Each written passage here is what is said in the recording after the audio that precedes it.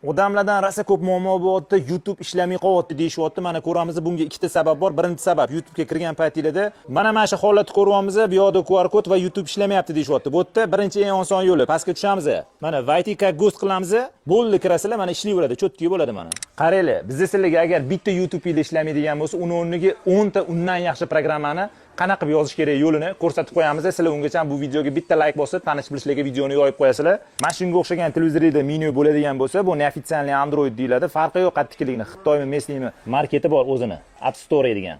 Poisk yozamiz, poiskda media deb yozadigan bo'lsa, har doimgidek mana biz ishlatadigan MediaStation X ilovasi chiqadi. Buni biz skachab olishimiz kerak bo'ladi. MediaStationni tortib olganimizdan keyin mana ko'ramiz, shunaqa menyu ochiladi. Bitta tepani knopkasini bir marta bosamiz.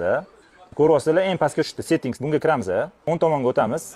Start parametriga kiramiz. Settings bosamiz. Qaranglar, botga xuddi shunaqa yozamiz mana. Birga bir qilib yozib olganimizdan keyin pastga tushib, tichga qo'yib olamiz. Yes qilamiz. Bitta YouTube ishlamay qolgan joyda mana ko'ryapsizlar, biz sizlarga 20 tadan oshiq programmani qanaqa uстановка qilish kerakligini o'rgatib qo'ydik. Mana ko'ryapsizlar, YouTube bundan tashqari ko'ryapsizlar, mana shu yerga kirasizlar, xohlaganinglarni ko'rishingiz mumkin.